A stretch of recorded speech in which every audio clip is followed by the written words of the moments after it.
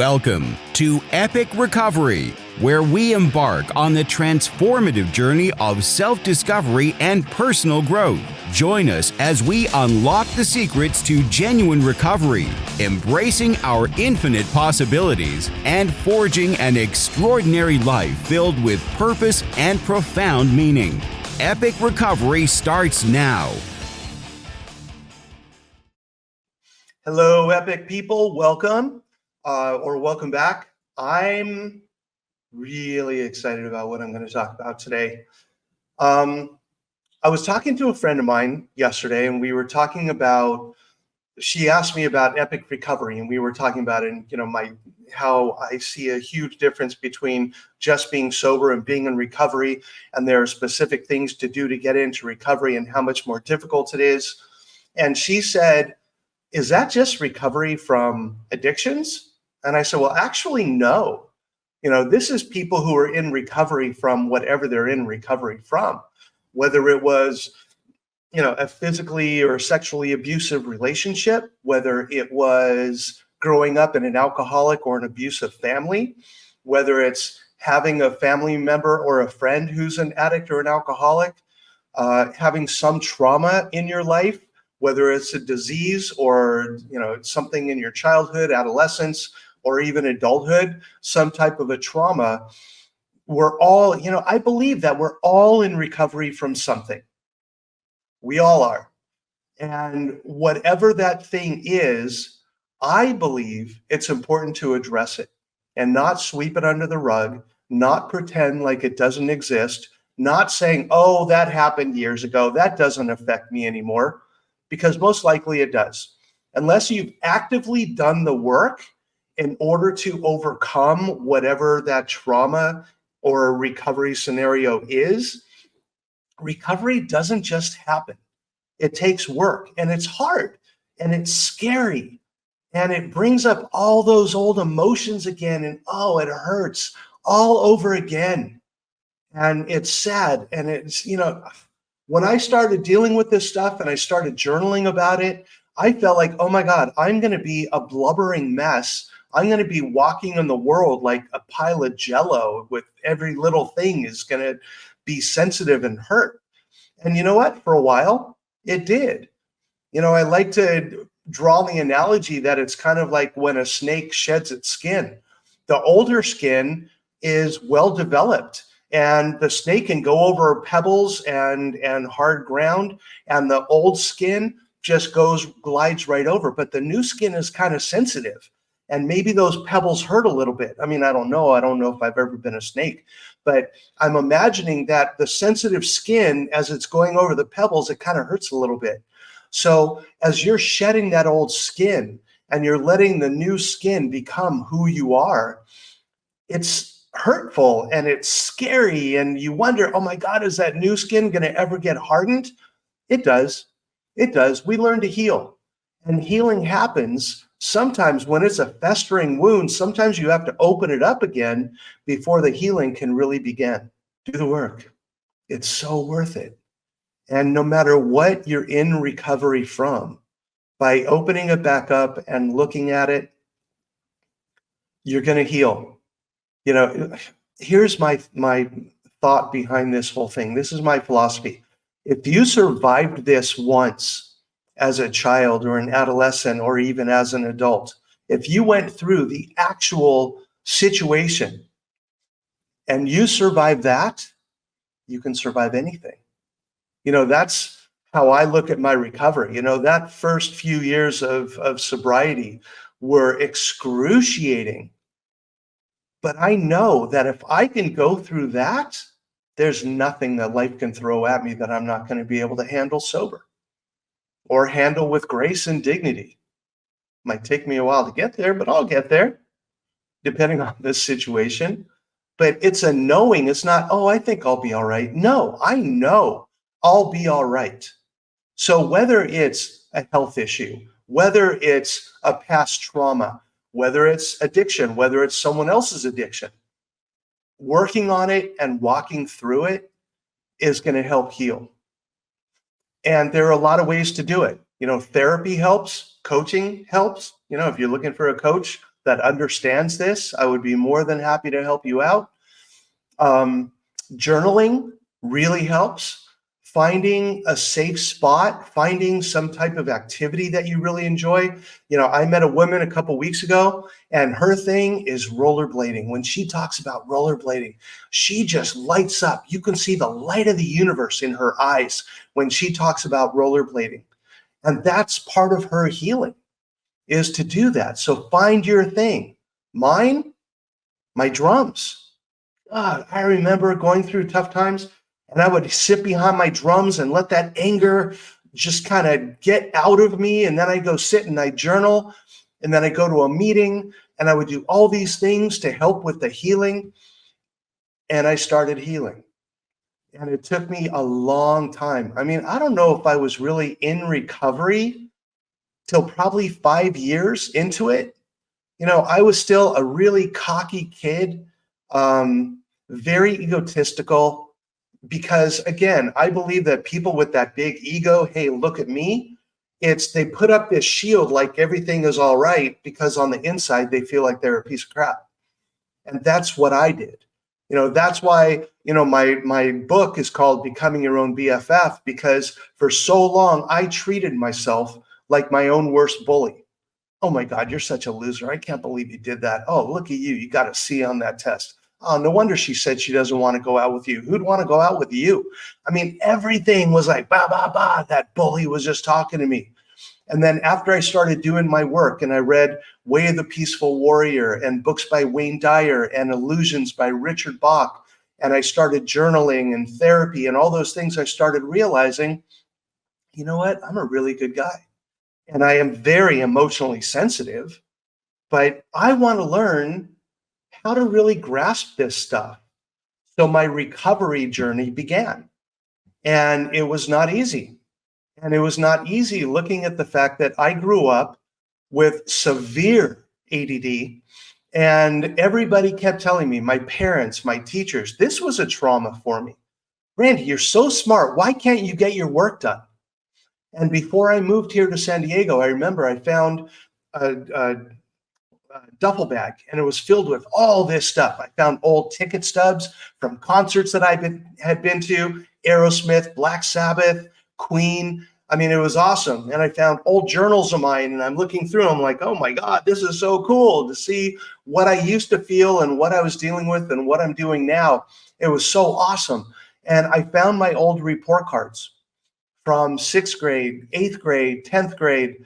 And it was a lot of C's and D's and F's. I'm a smart guy. I know that now, but I used to doubt that. I would get my report card. I'm like, God, why am I so stupid? Why can't I get this right? And the comments from my teachers, pretty much every single one of them, Randy's so smart. I don't understand why he's not getting his work done. But back when I was in high school and middle school and elementary school, ADD was not diagnosed.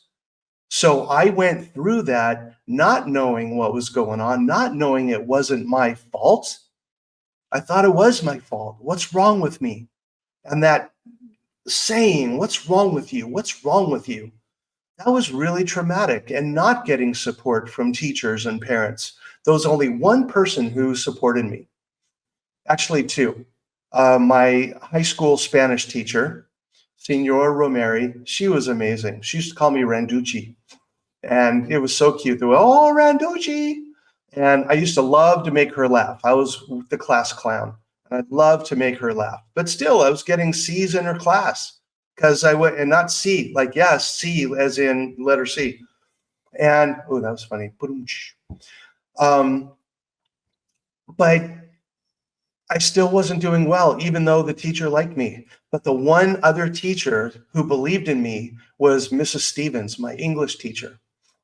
And she used to say, Randy, wow, I love your stories. You are such a good writer. I could see you doing that one day. I'm like, what? Me? Write a book? Write something? Nah, no way, not me.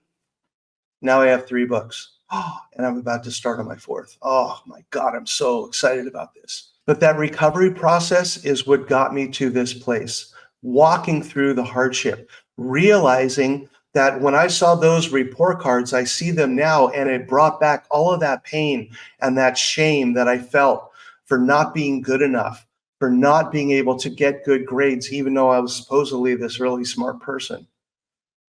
And I kept my journals and I kept my ticket stubs, but I threw away the report cards. I don't need to be reminded of that. It's a trauma in my life. And I let it go and I threw it away. And they're back in Orlando somewhere. I did recycle them because they're paper. So I did that. And yeah, but I don't want to hold on to that. I don't need to be reminded because it's a trauma for me. So trauma can come in many forms, but the recovery process is the same. No matter what your situation is, no matter what you're in recovery from, the healing, the recovery from that is the same. It's about forgiving yourself, in time forgiving those who hurt you. I know right now that might seem really difficult, and you don't have to worry about that for now. Put that on the shelf. You do not have to do that right now. But it's about dealing with the feelings and working through the feelings and finding support. Do not do this alone. I'm telling you, there's no way I could deal with all that on my own. You know, if it wasn't for Charlie, my therapist, and if it wasn't for my sponsor and the people who were in my life and my support network and the group that I was in, when I was in my master's program in counseling, one of the things I had to do was get involved with a group. And I did group therapy with this group. I was the only one who was in recovery. And I was still fairly new. I was like 3 or 4 years sober. And these people taught me how to be a member of society, how to recover, where I wasn't just talking 12-step and surrounding myself with that community, but taught me how to be out in the world. And that's where my recovery journey really began, as I was looking at all these things. And to realize that, yes, I'm a person in recovery, but that does not define me. It's a part of who I am, but it's not my entire being. And I started reading the books and journaling and doing all those things and looking at other methods of spirituality. I went for a reading one time with someone who read past lives, and I didn't believe it when I went, but what he said just blew me away. Oh, I'll tell you, because this is a recovery related show. So I went to my friend's house. His mom had someone come over who read past lives, and I didn't believe in any of that stuff. And I went over there anyway because I heard that the mom had free food, and I thought, I'll take some free food. And when he got around to me, he said, "Are you aware you have lived many lifetimes before this one?" I'm like, "Oh, okay, whatever."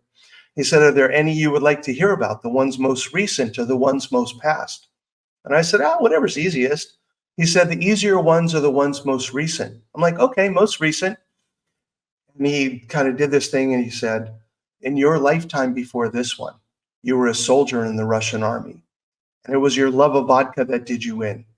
And you are here in this lifetime to learn from that mistake and to teach others from what you have learned." What?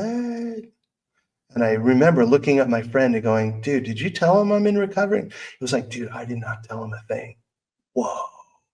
Because I had just gotten or was about to get my first job working in treatment. And how he knew that, there's no explanation for that. It's just the way the universe works. And I believe that when we are stuck in the pain of the past, the universe keeps giving us painful things in order to reinforce that. The universe gives us what we put out there. But when we come into it with, I surrender, I want to learn a new way, I want to be in recovery, the universe goes, "Oh, finally." And it's just going to give you all these amazing gifts. It's going to happen. You know, just give it 1 month, give it 1 week, where whenever that bully voice starts to take over, think, what would my best friend say right now? Look for ways to find gratitude. Look for books that are going to shape a new way of looking at the world. You know, I really like the book Illusions. I love the book The Alchemist. the 4 agreements. There's so many out there. Find one that works for you. Therapy, coaching really, really helps to get that outside perspective. It's kind of, I remember my sponsor told me this when I first got sober. He said, here's my view of how sponsorship works. You find a sponsor because recovery can be like a jungle. And a sponsor is someone who's been there before. And they can tell you, don't go down that path. That's where the quicksand is. Don't go down that path. That's where the alligators are. If you go over here, that's going to be an easier path for you to get where you need to go. So find guides along the way. It'll help you to avoid the quicksand and the alligators, because it's tough enough when you do know your way. So find the guide. And journaling. Oh man, journaling is such a beautiful tool. I used to hate it. I remember when Charlie, my therapist, told me he wanted me to journal. And my thought was, dude, I'm not going to journal. Journaling's for girls. And he laughed. He said, Randy, journaling is for people who want to get better. He said, here's what I want you to do. Get an old notebook or whatever you have, and every day for 2 weeks, I want you to journal. I was like, 2 weeks? He said, yes. I don't care what you journal. I don't care how much you journal, but every day put something down on paper. I was like, fine.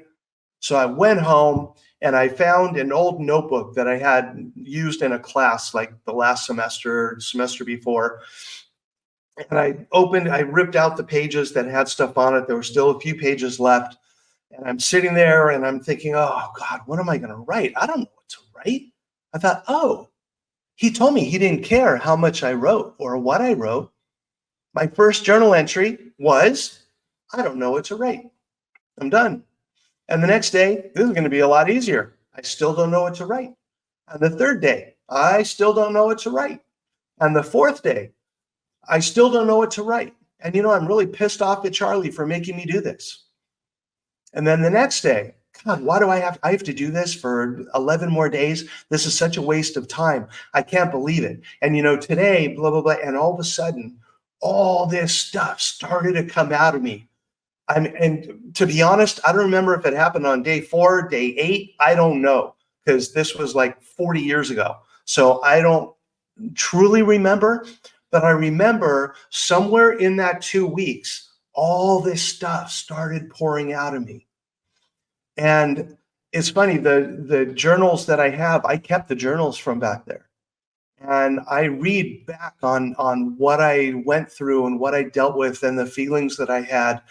And it brings it back. I've read journal entries and they make me cry all over again.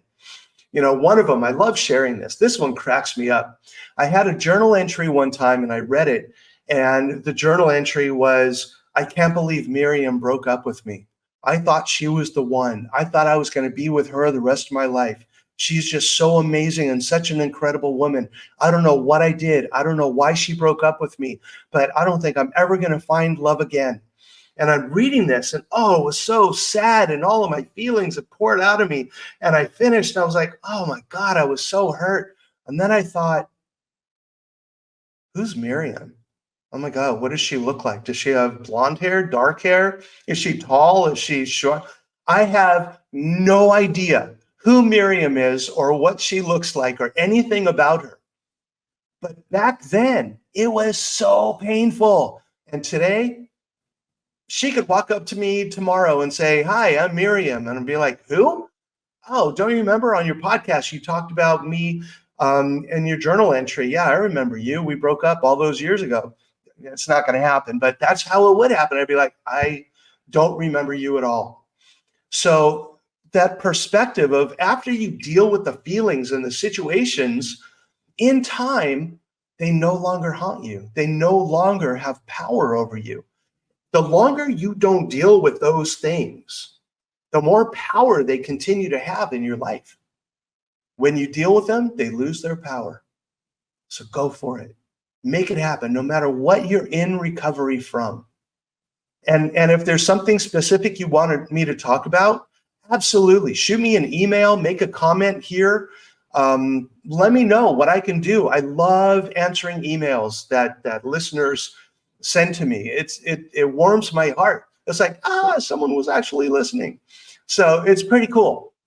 So feel free to do it. If there's anything I can do to help you on your journey, there's a reason why we're here right now. Find out what yours is. I know what mine is. Find out what yours is. So I hope you have an amazing week. Make your recovery epic. And whatever you're in recovery from, know that, yes, you can do this. Find the support, gather the tools, put them in your toolbox, and you're going to be blown away at what life is going to have to offer you. When we give positive, we get positive. When we give negative, we get negative. So I wish you a week of positive, a lifetime of positive. Make it happen. Go for it. What do you have to lose? So have a great week. I will see you again next week. And until then, stay in recovery, rock on, and talk to you later. All right, bye. Thank you for joining us on Epic Recovery.